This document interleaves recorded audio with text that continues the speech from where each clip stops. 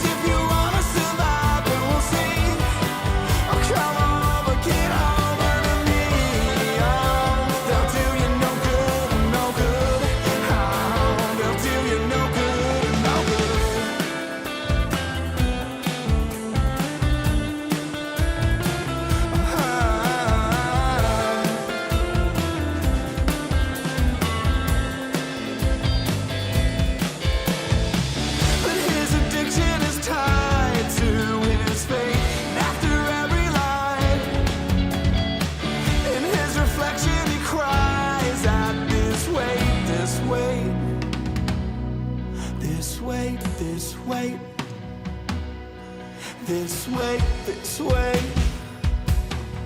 This way, this way, this way. That you'll never lose.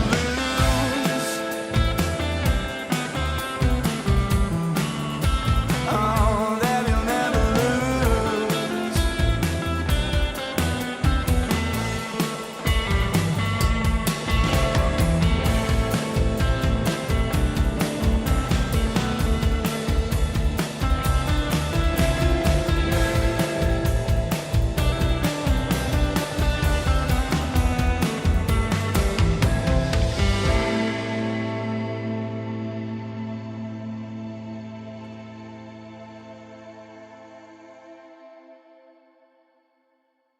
Wow. Fantastic. Yeah, definitely Simon Le Bon-ish. That kind of little cry in the voice is very Simon Le Bon. Really fantastic work. Just to address your issues, Tom's, I feel like, yes, you've taken out the low mids, but you just haven't boosted quite the low end yet. Use the R bass to bring out sort of the 80 to 100 area. Honestly, I boost the 80 pretty much stock on the R bass, but I just shape the low end so it's out of the way of the kick drum. So I'll just high pass before and after so it doesn't smother the kick drum. But it's like, it feels like you've removed a lot of the low mids, but you haven't boosted the low to get the So what you're hearing at the moment is kind of a high mids, like no low mids and not a lot of low ends, kind of compensate for that low mid being taken out. So I think that's the first thing to do. It's a fantastic song. Love your guitar playing. I think the kick probably could give us a little bit more lows, especially if you get some lows on those toms. Let's go and grab a nice little plug-in and check it out.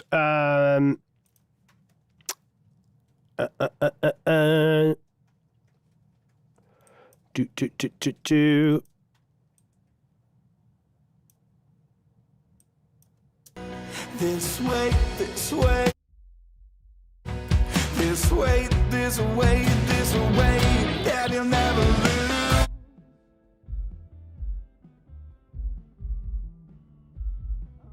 That you'll never. I just think it needs a little bit more. I just think it needs a little bit more oomph down there. You could probably, your high passing looks like it's quite aggressive, or sounds like it's quite aggressive at 30. Maybe bring that down to like 20 here, you know what I mean? Sort of, so instead of like this massive chunk from like, from like 40 where it's quite aggressively high passed, let some of this stuff breathe down here on the kick. It's kind of 20 to 30. So it's not a case of boosting any more lows, just don't be as aggressive in your high passing. And I think what will happen then is you'll get extra lows on the kick drum, which will allow you to think, oh, I can put more lows on the toms. So I think at the moment what you're doing is you're controlling the low end of your kick quite aggressively. So you're a little afraid to put some additional low end on the toms because you're like, oh, that's going down too low and covering my kick. So don't be as aggressive on the high passing on the kick, and then you'll be able to explore some additional lows on your toms. The only kind of criticism I have is this sort of fuzziness here. I'm not sure what it is. Let's go back and listen.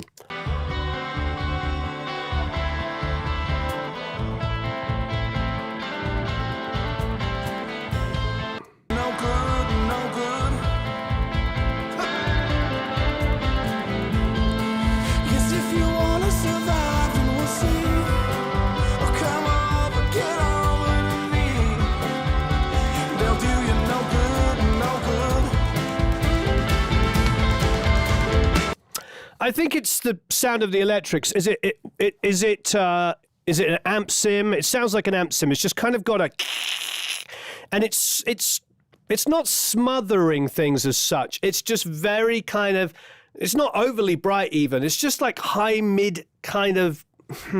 I hate using this word because it's a wrong way to describe it, but a little bit digital. I think I prefer the guitar to be cleaner with less of a fuzziness to it. I don't know what, maybe you're blending two elements, but whatever, just get it a little cleaner so there's a bit more definition on that really lovely arpeggio you're playing, and just get rid of the halo of zzz, because it distracts and it feels a bit like white noise. When that section came in, I just feels like I'm hearing the whole time. So clearer guitars on that, so you hear the arpeggios better. And it also, I think, if you clean up that sort of extra high-mid distortion, I think the vocal will cut through without you necessarily having to turn it up that much, which is another thing as well. So low lows on the kick are just opening it up, not high-passing as aggressively. Some 80 on those toms, so you get a bit of oomph back in there, which I think you're going to love once you put the low lows back on the kick.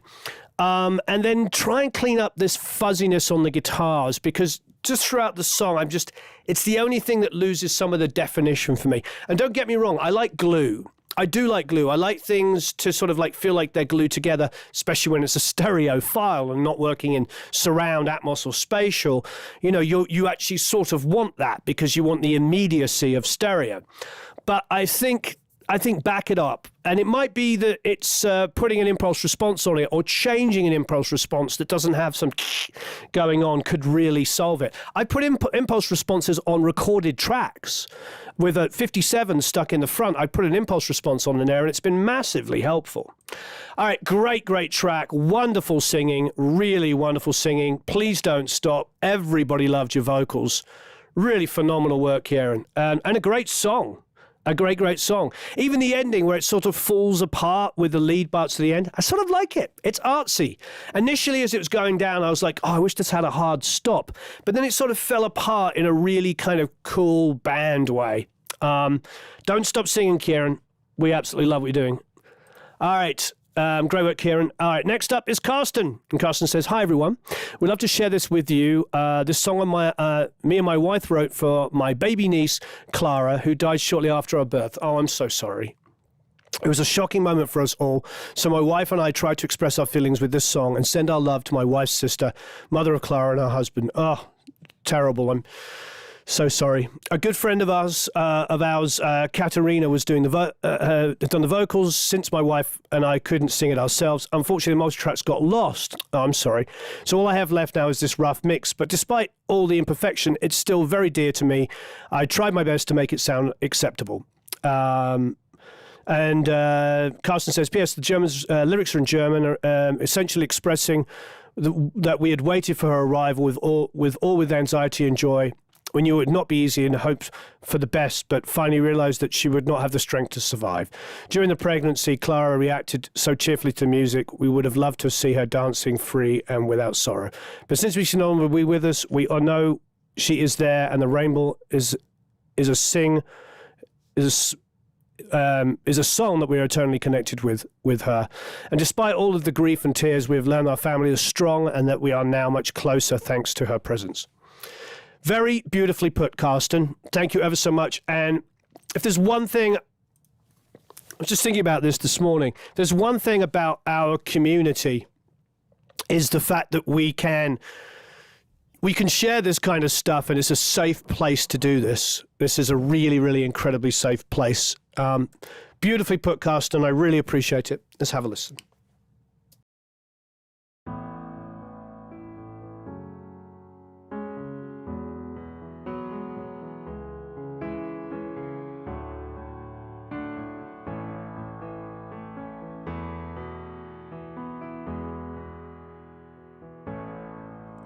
Ein warmer Frühlingstag, ein Hauch von Sommerzeit und leise. Wir alle warten auf dich, jeder auf seine Weise. Sind alle so gespannt, wissen, es wird nicht leicht. Wir hoffen, dass die Kraft doch reicht.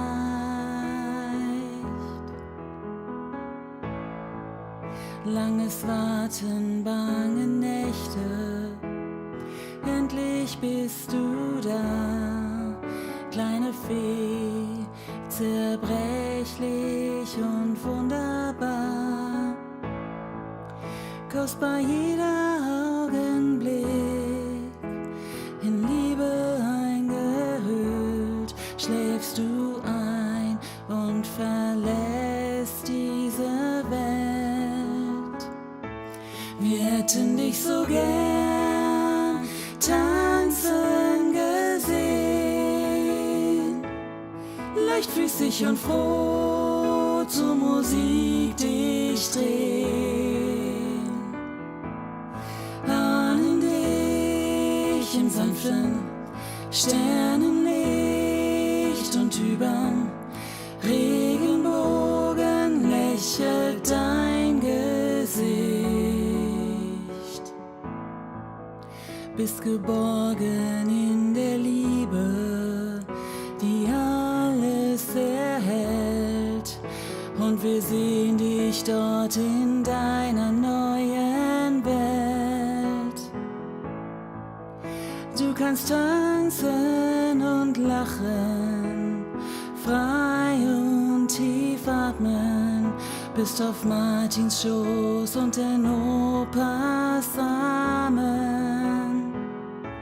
Wir hätten dich so gern tanzen gesehen,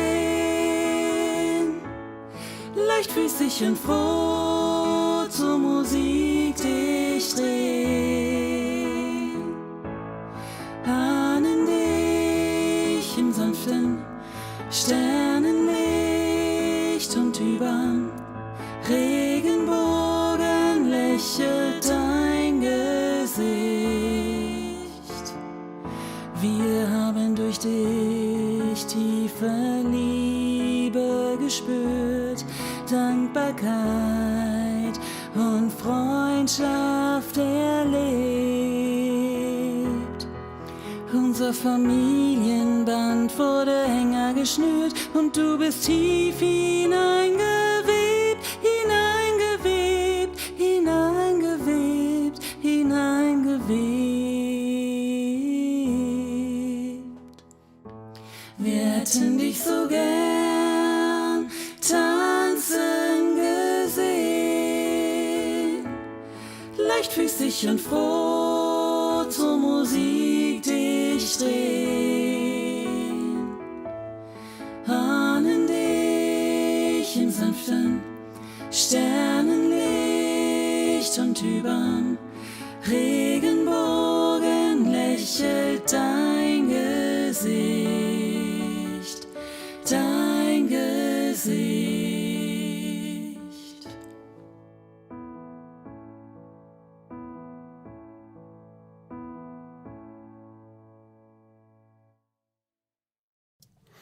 Carsten, it was absolutely beautiful. Now, I know you have no multi-tracks available to you, so there's no real mixed comments on this. All I can say, or what I want to say, is it's an absolutely beautiful song. And I think one of the lessons, like Bobby's pointing out, he says, I love the fact that the breaths weren't taken out. I do too. But to expand upon that, Carsten, what I love about it and what is a good lesson for us all is when you've got a song as beautiful as this and something so beautiful that means something, you don't go in there and take out the breaths, as Bobby's saying. You don't go in there and auto-tune the schnizzle out of it. You leave the rawness in it because you connect with the emotion of the song. And I think it's an absolutely wonderful vocal performance with little tiny raw flaws that actually make it better. It's a really good lesson to us on production, not to just go in there and make everything too perfect. The rawness of the vocal is so beautiful that it makes you think about the words. Now, you know, I know a little bit of German and I work with lots of German, so I understood moments of it. I'm not fluent at all, although I am trying to get better. And it's absolutely beautiful. It's a beautiful, beautiful song, and very well done, very respectful to the song itself by not, like I said, making it sound too perfect and removing all of the emotion. So a good lesson for us all as producers to think that way. I mean, you think of, Adele, what was the big song? Harmony, completely blanking. Sorry. Anyway, same thing. Her voice is raw. There's no tuning on it. And that's someone like you. That's what makes these kinds of songs, like Carsten's Clara and Adele tracks, why they speak to so many people is because they're left they're recorded really well, they're captured really well, the song is beautiful, but they're not overly kind of corrected so that all of the emotion is removed. Good lesson for us all. Thank you, Carsten. I really appreciate for sharing that. And it really makes me happy, and it's a wonderful feeling to know that you feel safe sharing something so important to you. That's really beautiful. So thank you for doing that. Thank you for allowing us to hear and be involved in something so important to you. All right, next up is Adomas. And Adomas says, hello all, this is one of the songs from the Gospel Project my father set out to do, on which quite a few of Academy members participated. This is one that Paul Bowen, is Paul Bowen on keyboards, fantastic guy and player. Everything recorded except for the keyboards at my studio, a rocky tune. Happy listening, hoping to get some good critique pointers. Edit, as Lucas pointed out, it lacks a bit of bass. That was my bad on my part.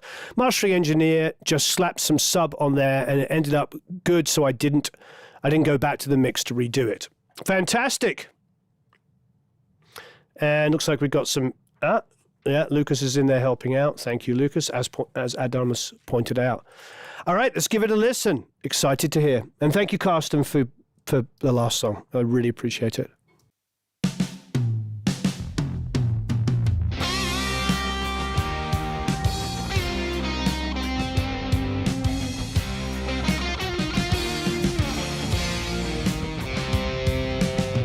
Let me open my lips, oh Lord, and unlock my tongue, and my mouth shall praise and glorify you. For your grace and compassion are reaching the skies. Your power and glory rise up to the clouds. Be exalted, oh Lord, high above the heavens. Let your glory be all over the earth. For great is your love, God, reach the sky and the heavens. Let your glory spread all over the earth. My sacrifice, God, is a crushed spirit like dust. My sacrifice, God, this is my heart. My soul only in God finds final rest and salvation. Unfailing love, I long for descents from Him. Be exalted, oh Lord, high above the heavens. Let your glory be all over the earth. For great is your love, reach the sky and the heavens. Let your glory spread all over the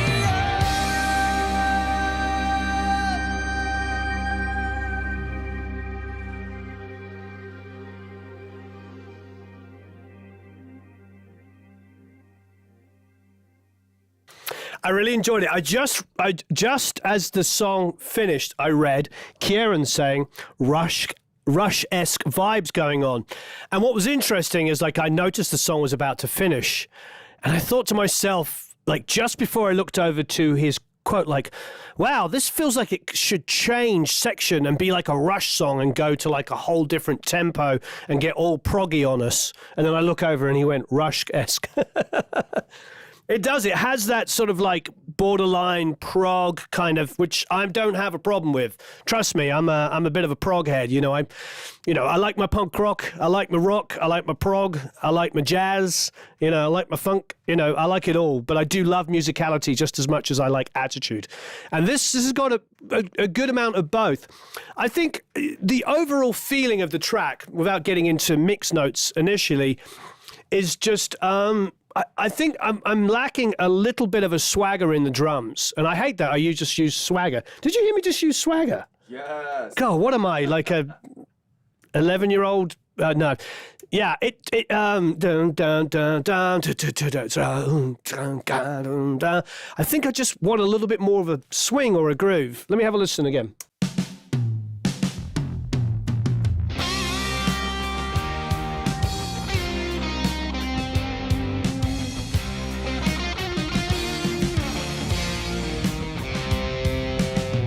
Let me open my lips, oh Lord, I mean, it works, and this is a stylistic thing because it's very straight. To me, I would be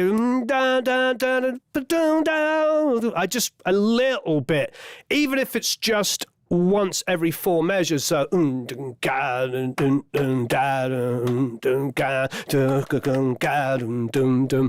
I think just for me, it would sound just.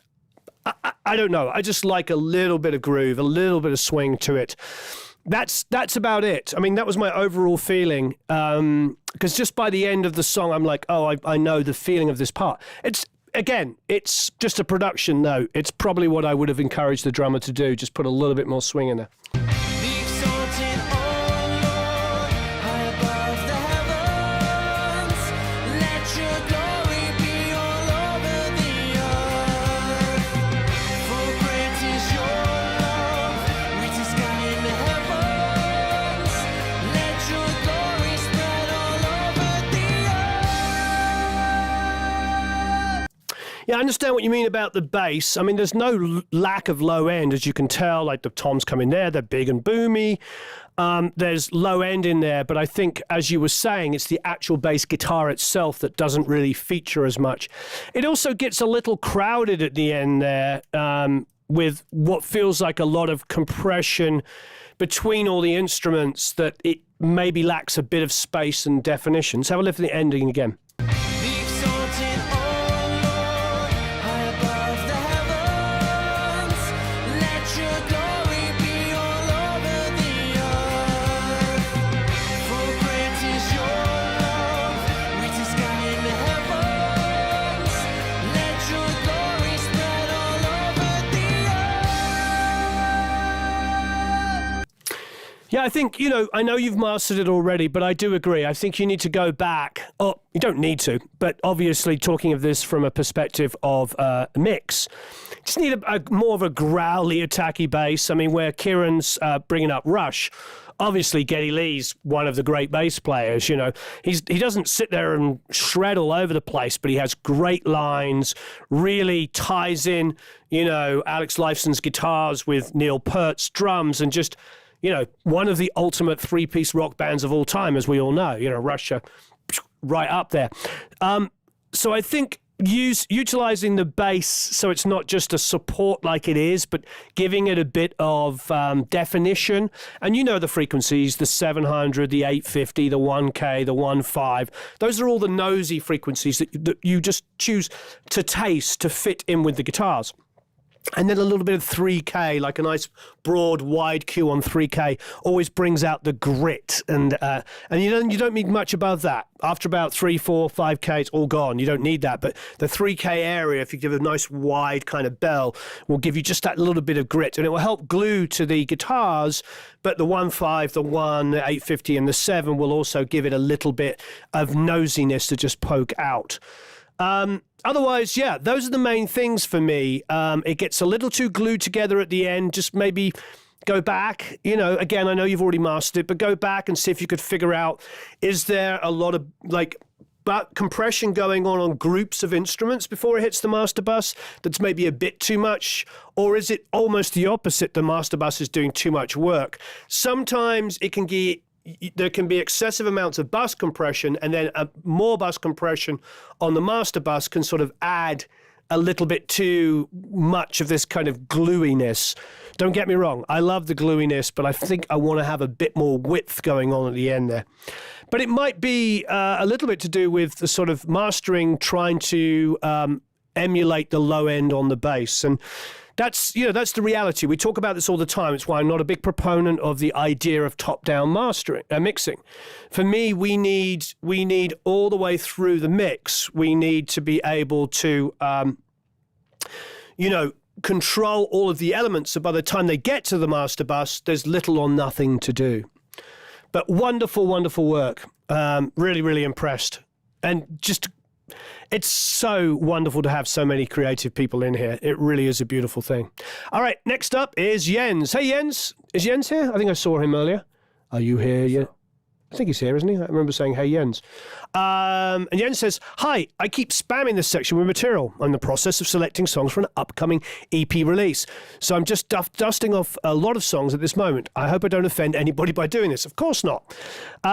This song is, as always, written, performed, and recorded by mixed by myself. Feedback would be awesome. Very exciting. Here we go. Here's Jens's Watching Stupidity Repeat. Great name.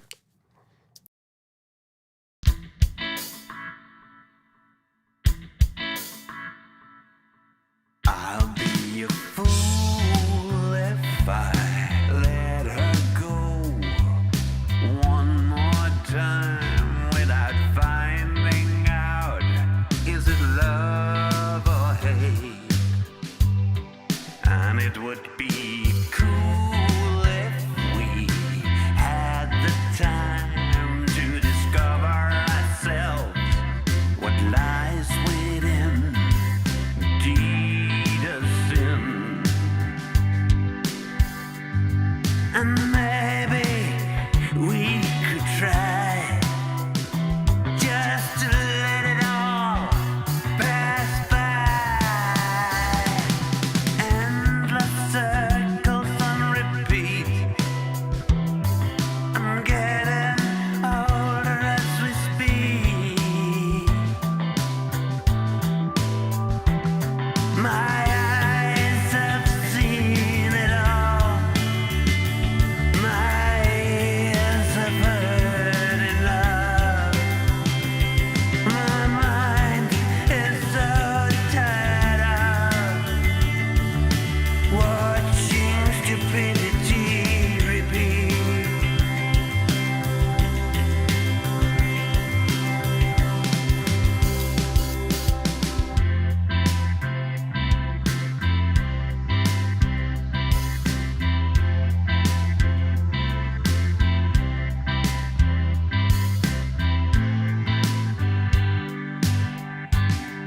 How can it be that you disappear into a puddle of tears, breaking all my defenses down? It always happens when we talk about how our patterns collide, creating divide and hurtful lies. And maybe we could try just to let it all pass by. Endless circles on repeat. I'm getting older as we speak. My eyes have seen it all. My ears have heard enough. My mind is so tired of watching stupidity repeat. All my eyes have seen it all. My ears have heard enough. My mind is so tired of watching stupidity repeat.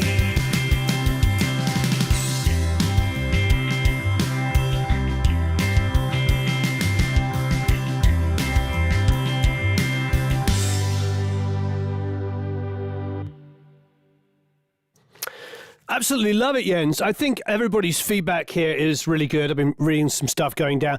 Yes, bass is... I like the kind of ska, reggae style bass, but it's definitely loud. It's dominating at least 1.5 dB, probably 2 dB above the rest of the mix. That's the first thing. I think if you brought that down, you'd still hear the boom, all that really great groove that you've got going on. Otherwise, I really love it, except for one major thing for me is like I'm not hearing like transition. I think you actually have got an opportunity to do some additional production here, whether it be another guitar line or a key line. But for instance, let's go to this last section here. And there's a transition that you sort of fall into and you're like, oh, there's the chorus. But you just wish there was something to help it be more empathetic, so you can really join in, Pass by, and the circles on repeat. I'm getting older as we speak. My eyes have seen. That's it. I wanted my eyes have seen that. That felt like that was the moment you had this really kind of cool, like, stuttering build up to it. And then I just wanted like a rake guitar or a highlight. Just, somebody's Tim saying synth pad. Just something that says, hey, everybody, here is a beautiful melody change. You can sing along. Maybe a harmony, maybe all of the above, maybe a high line, a light rake, or synth pad, one of the two, and a harmony. Just something that says, and it doesn't have to be 4 parts either side. It could just be a single harmony with a double, just something that says, hey, here's a moment for everybody to join in. Now, somebody said bass down and snare up. I'm not sure until you bring the bass down. I think once you bring the bass down, you're probably going to find like a lot of other things are going to start to breathe. It's always best to turn things down before turning them up, obviously. So if you bring down the bass, then go back and re-listen, that will give you a better idea of the blend of everything else. But Jens, I think some additional production. You don't have to go nuts, but just like either a pad or a synth could do. Like a synth pad or a string pad.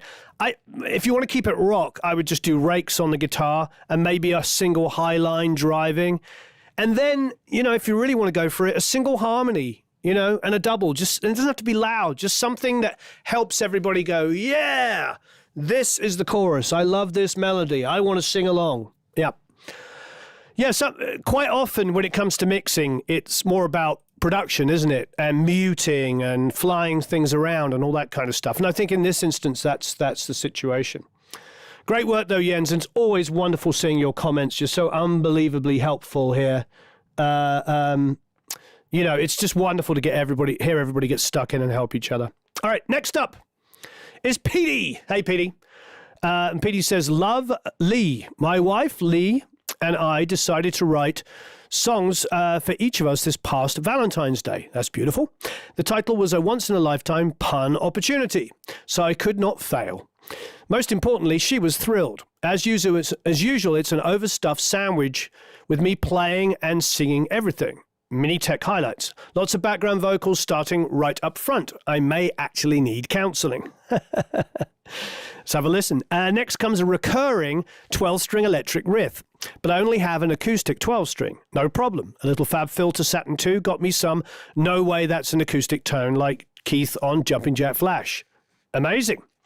Number 3, the intro lead guitar is made up of regular fretted bass plus 2 slide doubles, 1 up the octave with a UAD Raw, aka Pro Co-Cat, on everything. Oh, nice. The inspiration for this particular brand of thickness came from having recently worked with Ken Takak on his version of My Sweet Lord for the 2021 Warren and Eric birthday festivities. It's always nice to be able to slip a little George in there. Wondrous.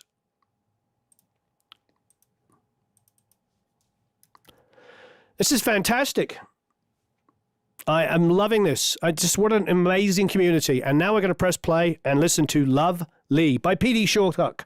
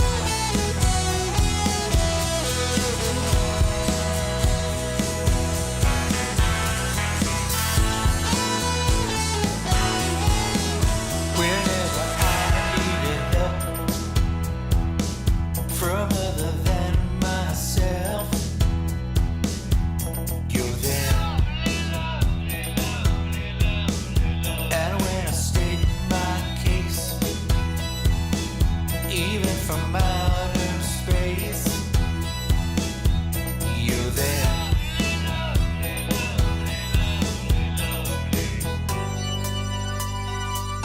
That's why I lovely, lovely, lovely, lovely, lovely. Lovely, lovely, lovely, lovely, lovely. Lovely, lovely, lovely, lovely, lovely.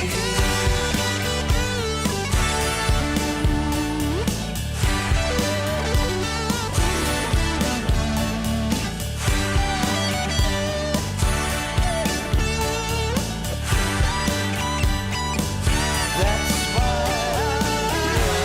lovely, lovely, lovely, lovely. Lovely, lovely, lovely, lovely, lovely.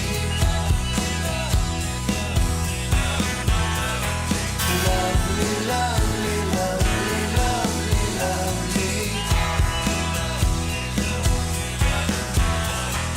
Lovely, lovely, lovely, lovely, lovely. Lovely, lovely, lovely, lovely, lovely.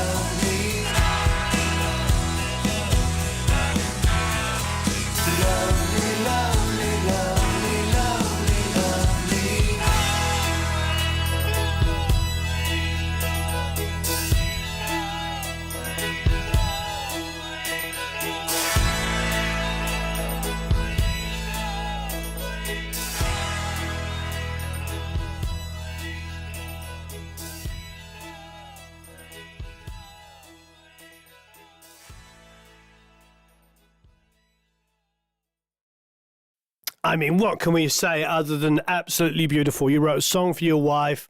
It's a great, simple melody. I was exploring what was going on the low end there, but I didn't want to spend too much time while the track was playing. So it's just...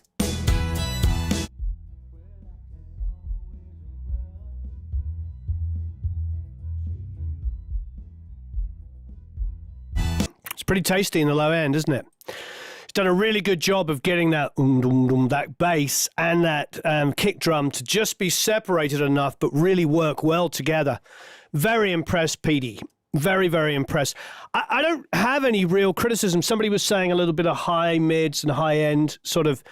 That could be the conversion. It's super hot. Now, don't get me wrong. We've turned it down. You can see it's 0.3. It's 3.3 dB down, and there's no actual L2 being used on it. But we do actually take the output down 0.1 as well. So we shouldn't be hitting the tube of YouTube too hard. So that shouldn't be an issue. However, it's definitely a hotter track. And if we look over to our meters here,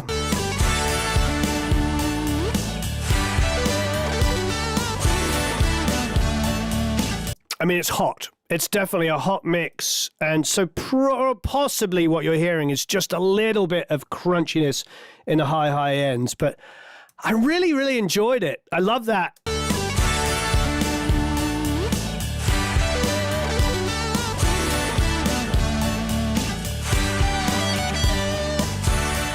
I think for me, my only real criticism would be, because I do like the low end, I think you've really done a wonderful job, is a bit more width. It does feel like this guitar playing here, you've got the solo guitar, but then this other guitar just sort of feels like it's at 40 or 50%. I want to hear some width. I want to hear, let's go to the chorus at the end.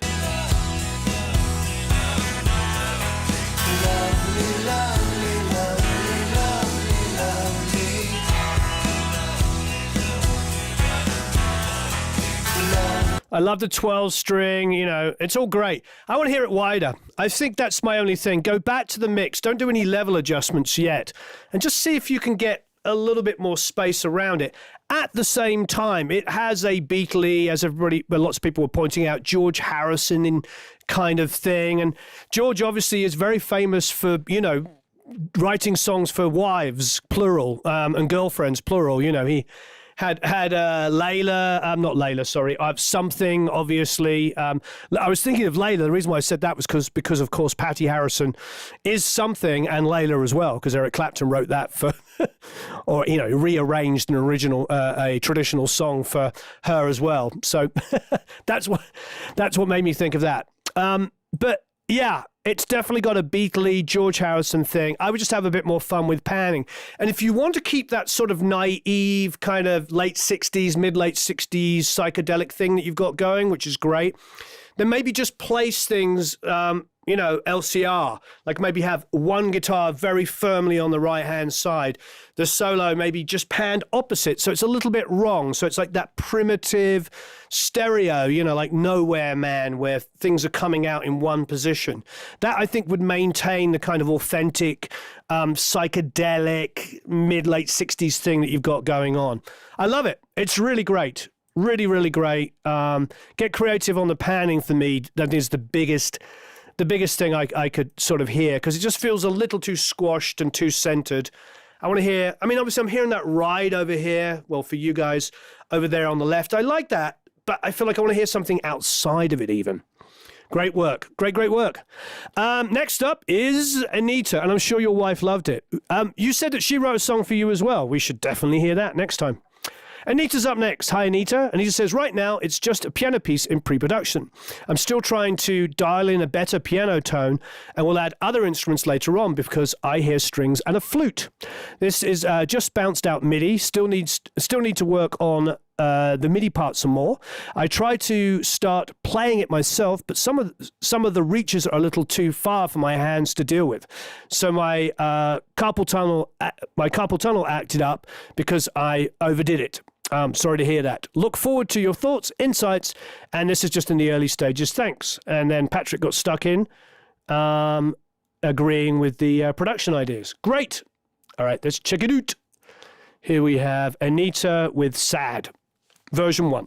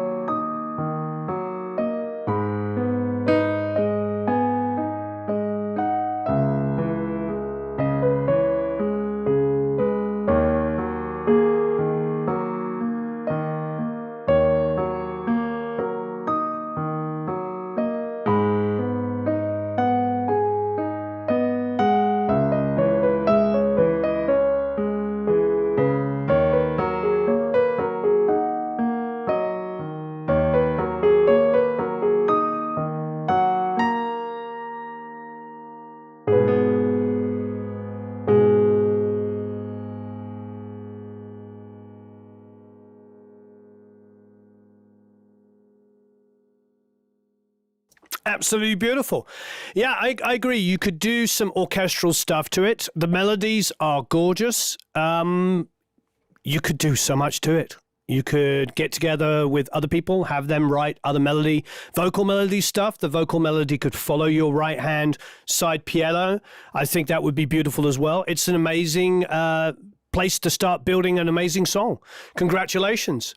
I love the journey you've been on, Anita. I love where you first started a few years ago.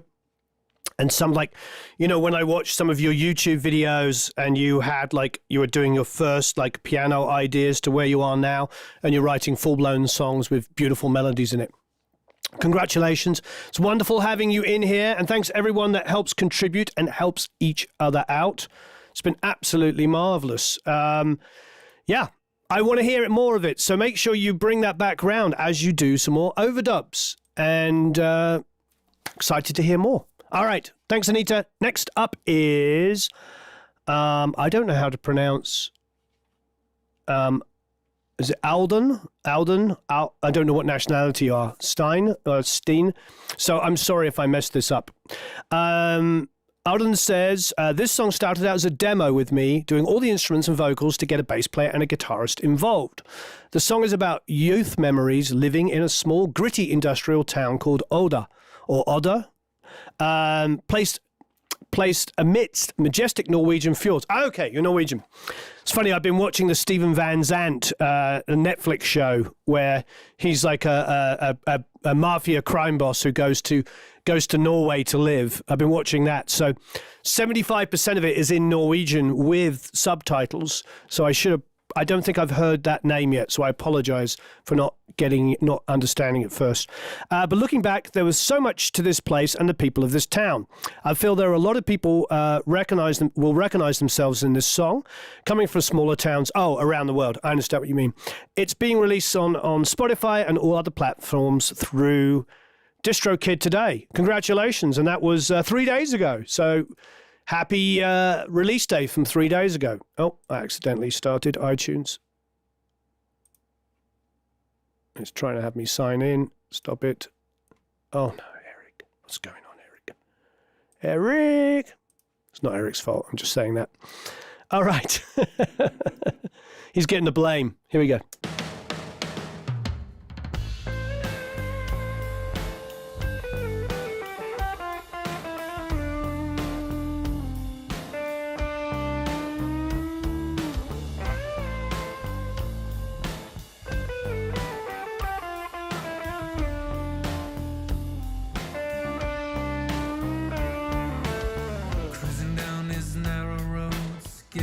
Fjords and misty valleys, the scent of pine trees drifting through his window. 7 waterfalls and glaciers peeking down the mountains. After the final turns, he remembers it all. When the smell of summer hits his face. Now he roads back into this gritty town.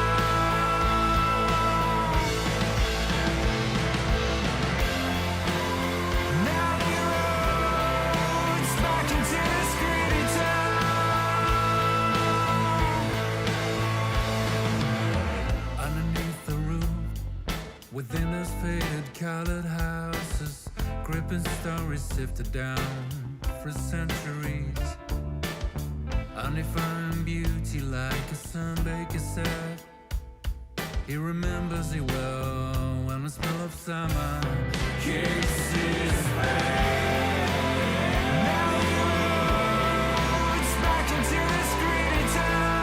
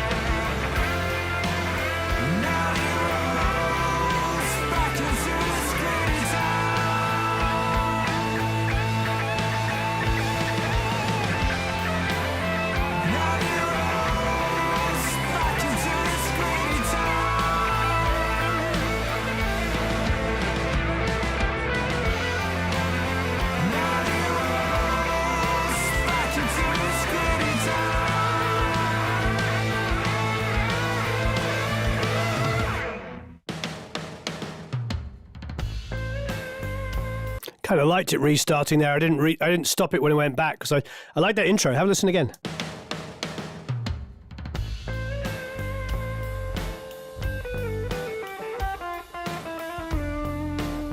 Nice guitar playing.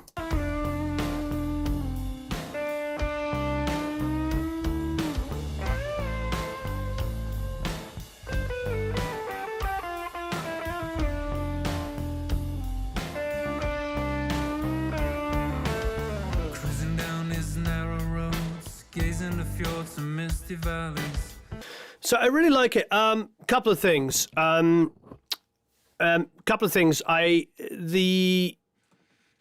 The vocal sound has got a little bit too much. Is it maybe the octave that, I like to put on it? Maybe you're pushing the octave on it.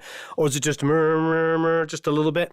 I would just pull out some of those sort of excessive, it's probably a big word to use, but I'll say it, excessive amounts of lows on the vocal. Because when it comes to like the chorus section, by the way, I love this song, don't get me wrong, it's fantastic. When it comes to the chorus, Of summer kisses back. It's back into this greedy town.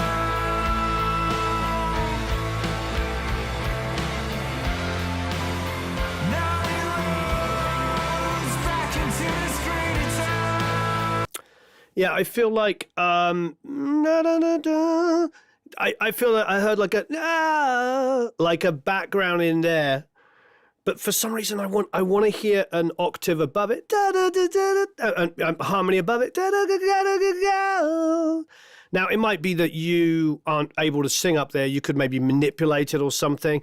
Another thing maybe to try is a high line guitar part that mirrors the line perfectly. That can work really, really well and be creative. Having said that, there's a lot of really, really cool parts going on in there. A couple people, Anita was pointing out, it's a little low. It is. It's about 3 dB down where it should be. So I'll bring it up. Of summer kisses back. It's back into this greedy town.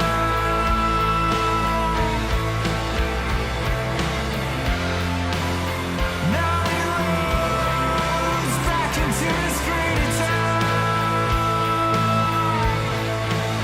No, you're right, Anita.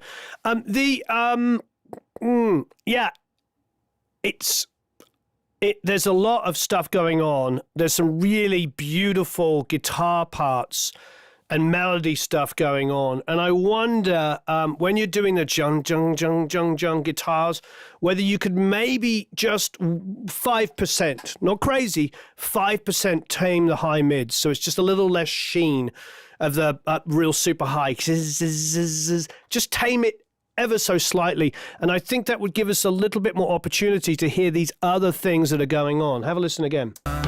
Kisses back. It's back into this greedy town.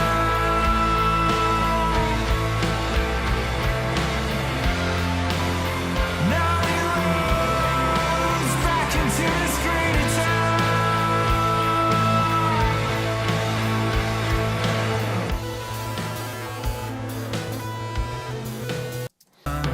Kisses back. Now he rolls back into this greedy town.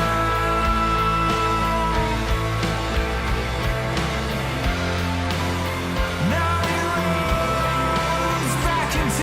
It's very slight. I'm really trying to focus in on it. It's really slight. You've done a really good job of getting the mid-range. Gung, gung, gung, gung. I actually hear a bit of 1K in there, which I'm enjoying.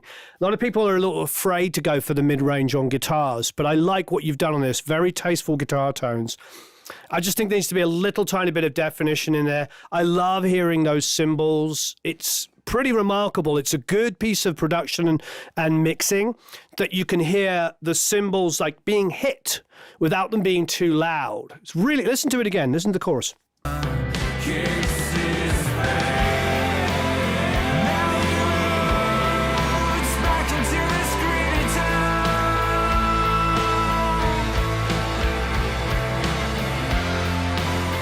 Now he rolls back into this greedy town. I'm going to turn it down super low and have another listen.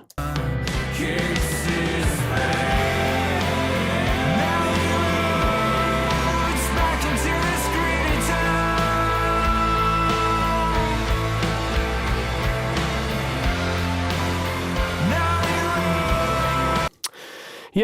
I think before we get carried away and turn the snare up yet, just tuck those guitars in like a dB, just those yang, only a dB, barely noticeable. Tame the high mids ever so slightly. There's a beautiful, beautiful harmony, like call and response at the top of this chorus. Have a listen. The day.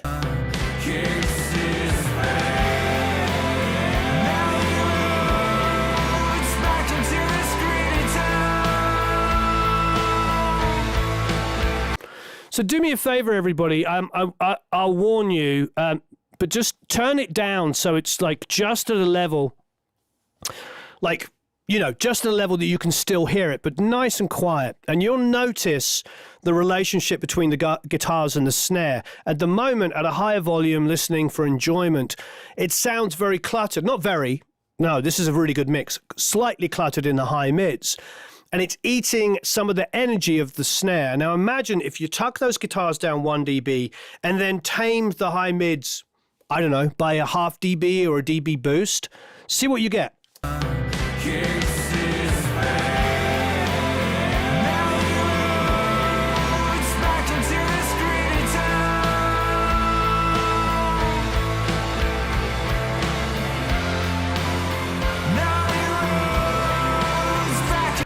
With that really pulled down and just listening at a sub 85 dB listening, more like 65 or something like that, the snare's pretty prominent. It's pretty big. It's just, so this is why sometimes, not sometimes, always when we're mixing, before we go boost, boost, boost, let's think about like just the relationships, because a dB down on those stereo guitars is barely going to be noticeable.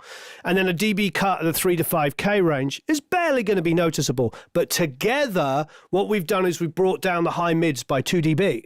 You understand what I mean? Because they've come down 1 dB overall and then another 1 dB of boost. So now suddenly we've got 2 dB more of energy for the snare to come to life.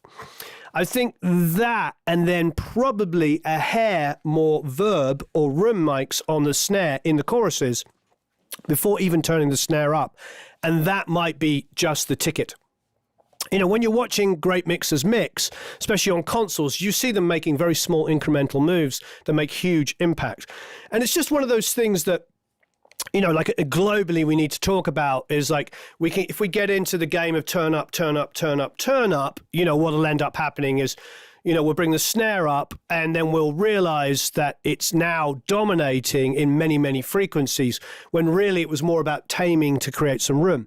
Now, it doesn't mean that after a dB, I think dB down on guitars, dB down on boost of 3 to 5K is going to, and then an extra couple of dB on a room or a room tone or a reverb on the snare is going to make the snare feel very prominent. And you haven't touched the volume of the snare, you've just brought down mids and energy in that area, in that frequency of the snare, and added some room, which is immediately going to make it feel louder. It's a really great song. I'm still on the fence, though, with the harmony, because I love this first harmony. It's so exciting to hear it on the top of the chorus, which is also going to come to more to life with the guitars coming down ever so slightly. I want to hear that again.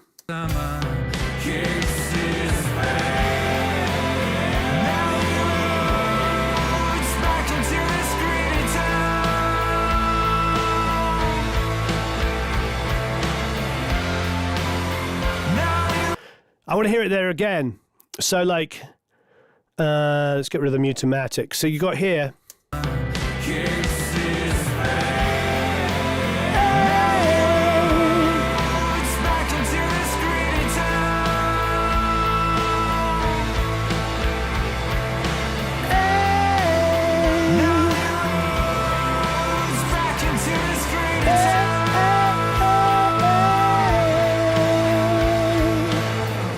Yeah, I think this is a really, really good song. There's a lot of energy and excitement in it. And I just want to make some room for some of those extra things. Really, really fantastic. I do have to use the bathroom. I used to have to use the restroom. I need to rest in a room. So we're gonna bring up the man, the myth, the legend himself, Mr. Eric Gonzalez. And he's going to come in and tell one of his infamous jokes. Do you have it prepared? Yeah, I see. Joke of the day, joke of the week. I actually do. Yeah, I think Christopher, maybe a little 350 low mid cut once they're all together, definitely.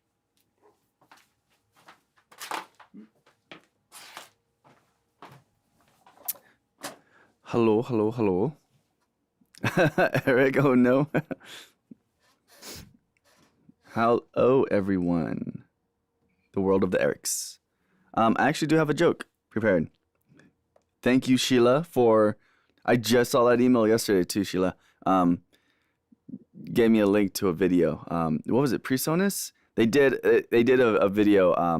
You should check it out. They did an episode on their YouTube channel, and it's literally two of them just sitting down with a glass of wine and whiskey, telling dad jokes to each other.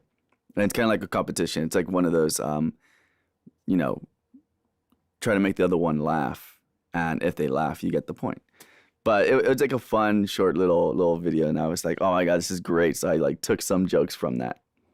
Because they're some of them, I've actually used some of them. And then other ones were kind of like my type of dad joke where it's just like grown. And then I have the whiskey voice today. I didn't have any whiskey, not today, or last night.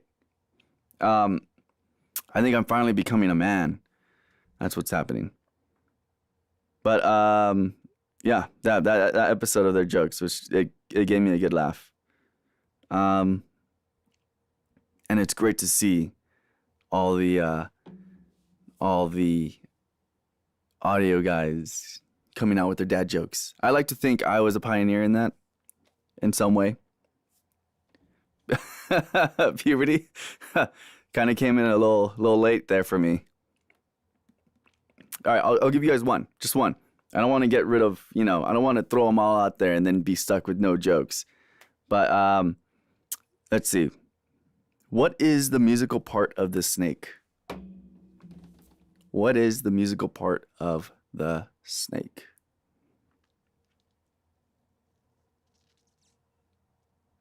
It's scales. Ba-doom. I know, it's a banger. It's a keeper. It's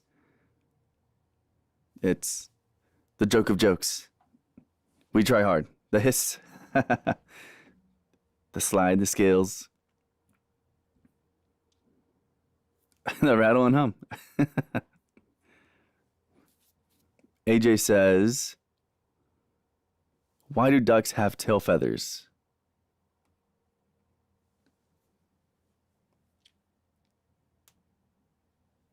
We'll see.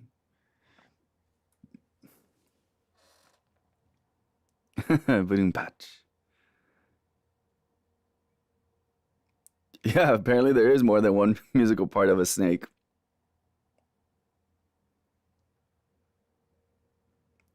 That one's a classic, Chris.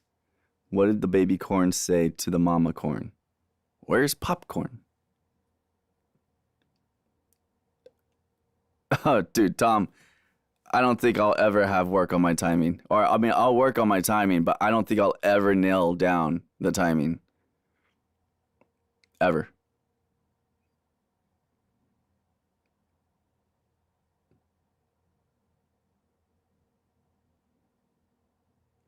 Fish snakes don't have scales. I did not know that. How weird.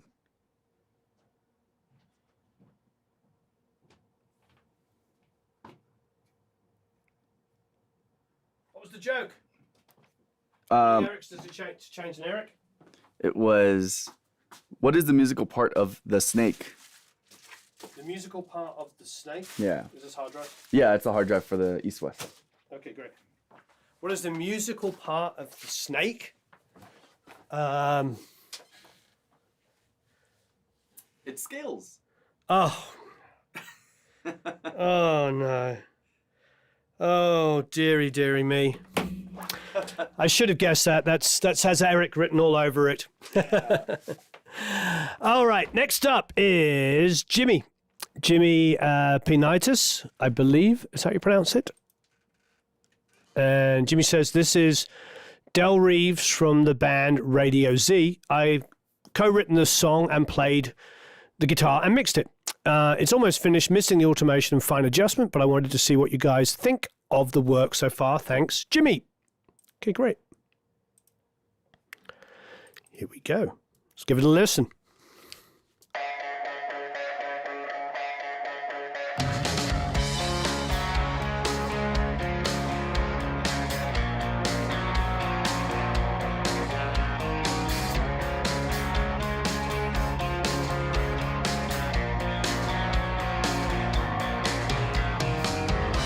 La verdad que dije ayer, no sé muy bien si era de verdad, quizás tal vez te mienta por quererte siempre a mi lado, aunque ya no estés, no sé muy bien qué te ha pasado, no te lo diré, que me he olvidado.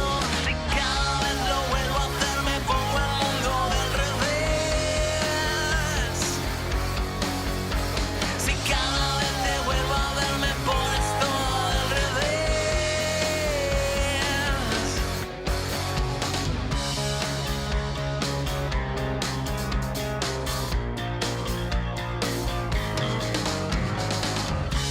Hasta que los números se acaben y vuelva a contar, queriéndote hasta llegar hasta la luna y vuelta, siempre tenerte a mi lado, aunque ya no estés, no sé muy bien qué te ha pasado, no te lo diré, que me he olvidado.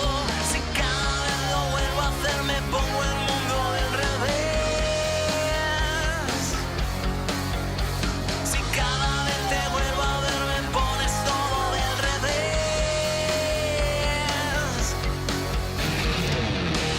Del revés, me pones todo del revés. No, no, no, no.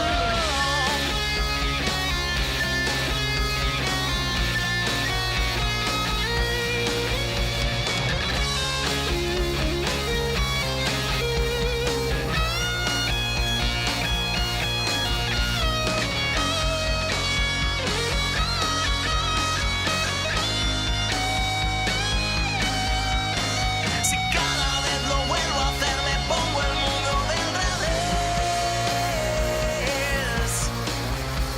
Si cada vez te vuelvo a ver me pones todo del revés.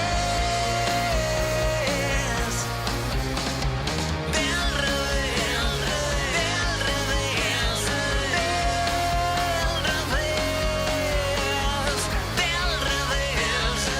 del revés, del revés, del revés.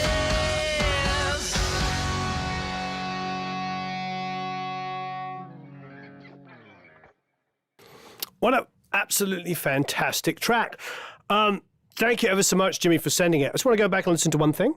De verdad, quizás tal vez te mienta por quererte siempre a mi lado, aunque ya no estés, no sé muy bien qué te ha pasado, no te lo diré,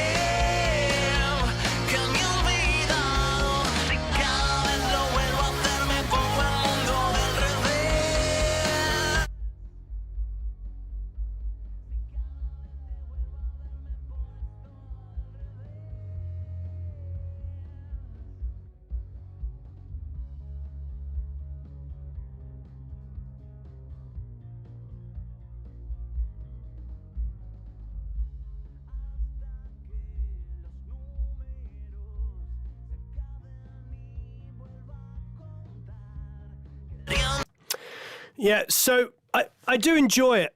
I think for me, for this kind of heavier song, I want to hear a bit more sort of 80 on the bass as its fundamental kind of low end. Don't get me wrong, I like that you've got some 60 in there, but I want that to be high pass, gently out of the way, not removed, not like none of this stuff, just gently out of the way. And I want 60, 50, 40 to be the predominant area of the kick drum, and it's not quite doing that at the moment. But don't get me wrong, I mean, there's some great work going on in this. De verdad, quizás tal vez te mienta por quererte siempre a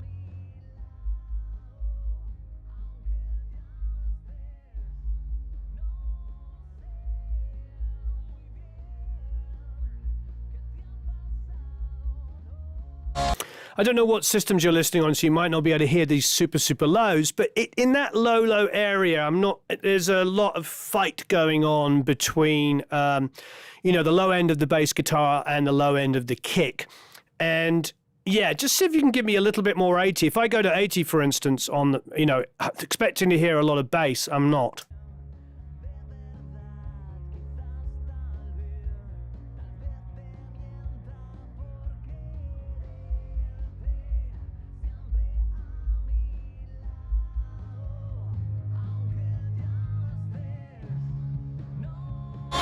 Feels like there's a lot of build up in the 100, 120 with the low end on the guitars, but there's a little bit of a gap, a little bit of like not that 80 to 100 I want to hear on the bass, and then a little bit too much bass in the sort of 60 area, there. So really I want to, I always fundamentally push the kick drum at about 60 hertz and also bring up the 50 and 40 as a result of that.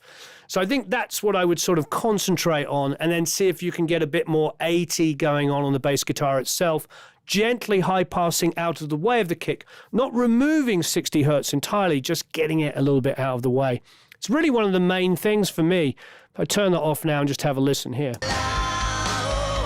aunque ya no estés, no sé muy bien qué te ha pasado, no te lo diré, que me he olvidado de cada vez. Yeah, it's just a lot of build up between the kick drum and the bass guitar.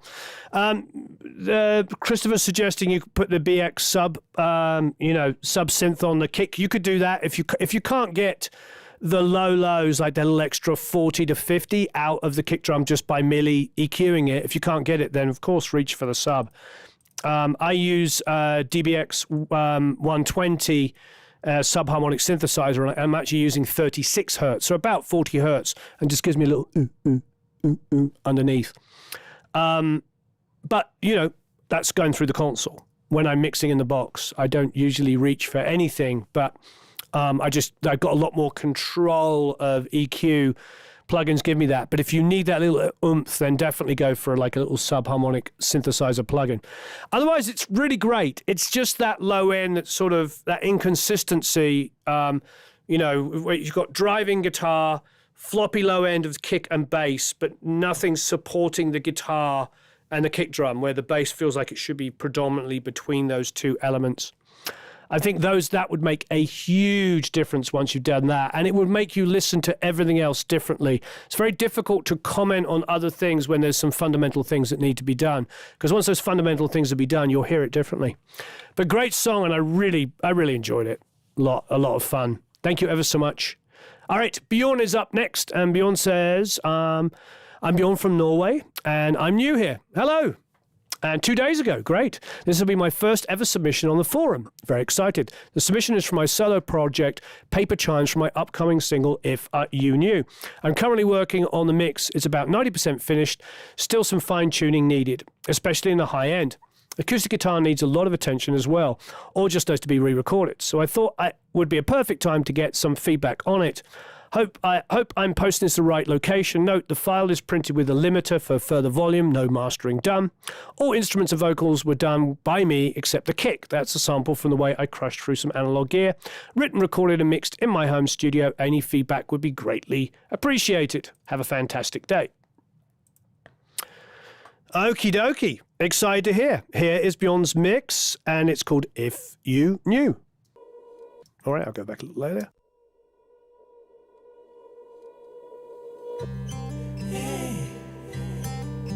You are living underground.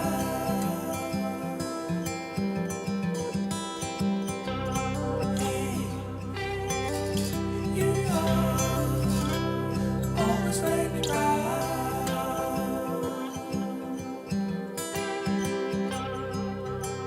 You know what I mean.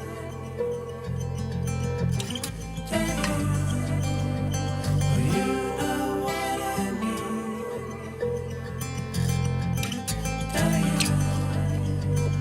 You know what I mean.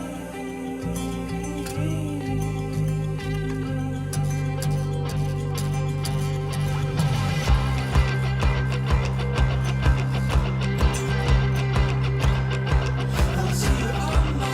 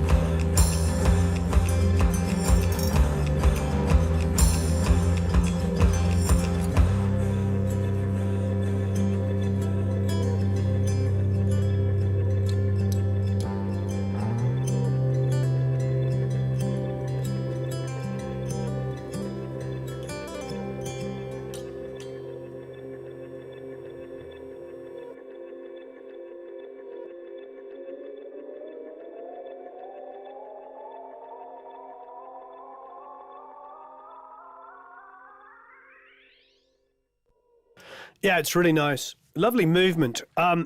Lovely movement with the snaps, you know, up on 1, 2, 3, 4, 5, 6, 7, 8,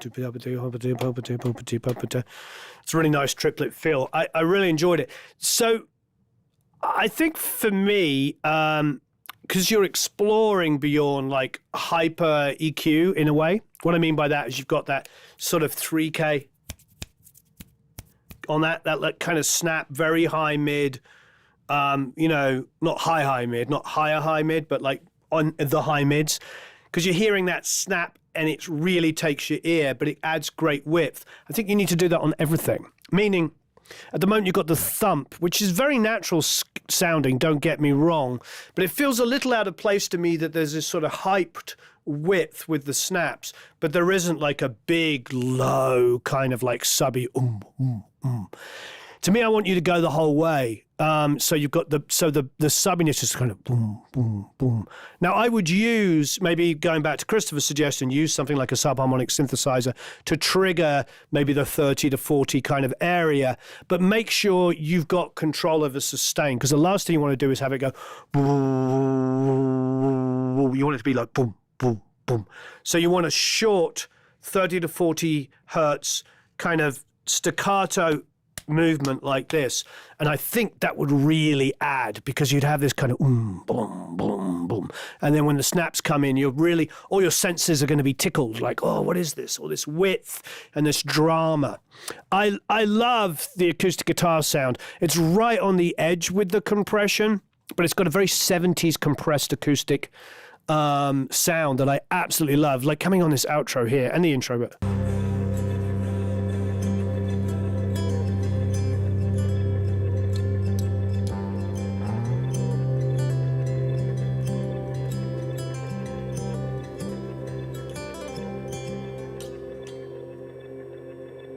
You could argue the bass. You could argue the bass could be tucked in a dB without even knowing it was coming down. It's definitely on the verge. I think if you get that subbiness on the kick, just kind of like the oomph, just to kind of make it feel bigger and wider. And it's not going to make it wider as such. It's going to make it feel like there's more depth, because when you have lows coming in from underneath, it just makes it sound a little bit classier. So just a little bit of that subbiness. I just want to listen to the acoustic guitar just to see whether it needs a little less compression.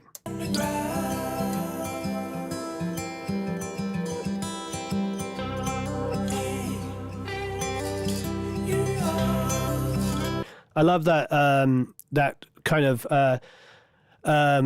Leslie style rotovibe guitar that's going on the left. It's beautiful.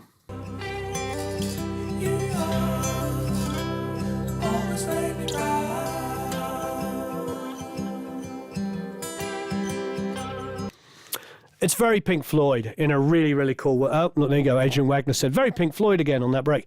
Yeah, it's very Pink. I agree, Adrian. It's very Pink Floyd. I think the little chim, chim, chim, chim kind of compression acoustic guitar sound is actually quite tasty. I like it.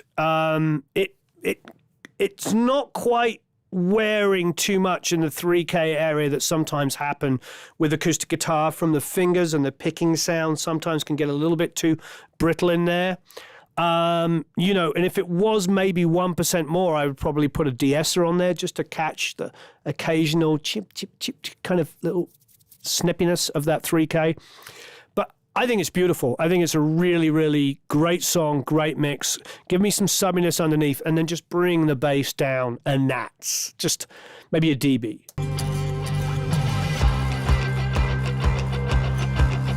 I agree. Ed says, yeah, I agree. The bass tone is fantastic. Just bring it a dB down.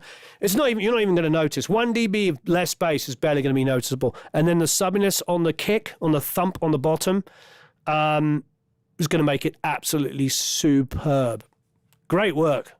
Great work. All right. This is so wonderful hearing everybody's work. Last but no means least is Samuel Gilbert. And then I have a lunch meeting with Colin from BAE. It will be fun. A personal song that I produced, mixed, mastered recently is about taking the leap and doing something that you enjoy of your life. I promise it's not 5 minutes long advertisement for Waves plugins. Feedback would be appreciated. Aha! Samuel Gilbert. Waves, I see what you mean. I wasn't even reading the title of the song. I was like, what does he mean? I see. I'm an idiot. Warren, you're an idiot. All right. As some of my relatives would say. Okay, here we go.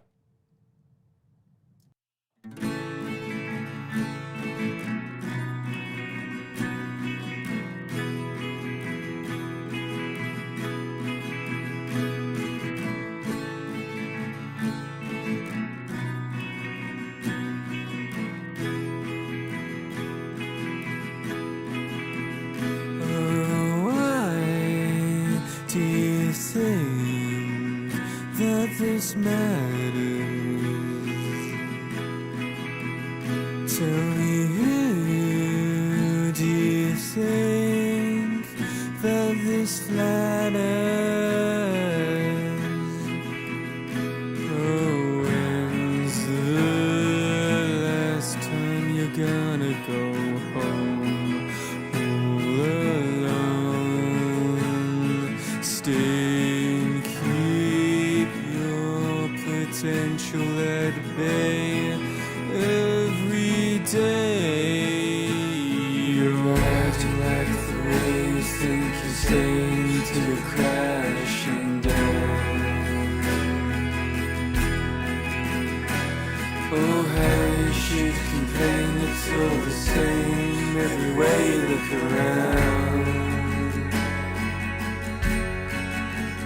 Oh, now you should set sail before you frail. Clock's counting down.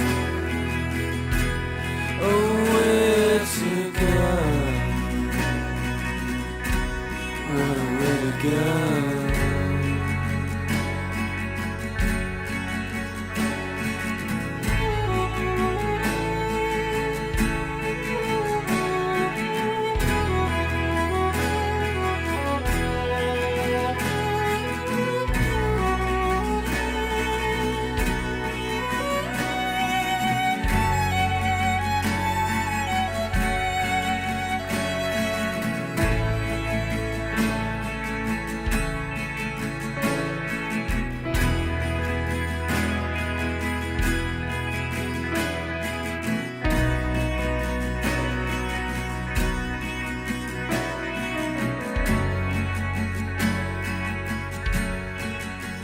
Will you waste your life on this comfort?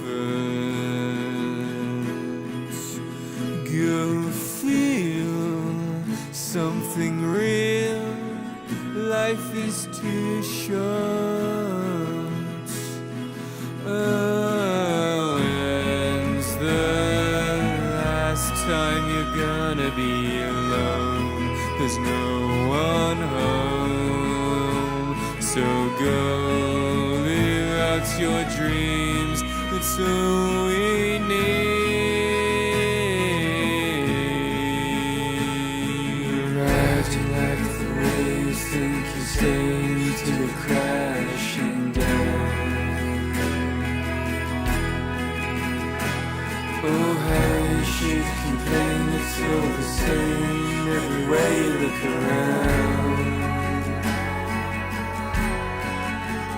Oh, now you should set sail before you frail. Clock's counting down. Oh, where to go?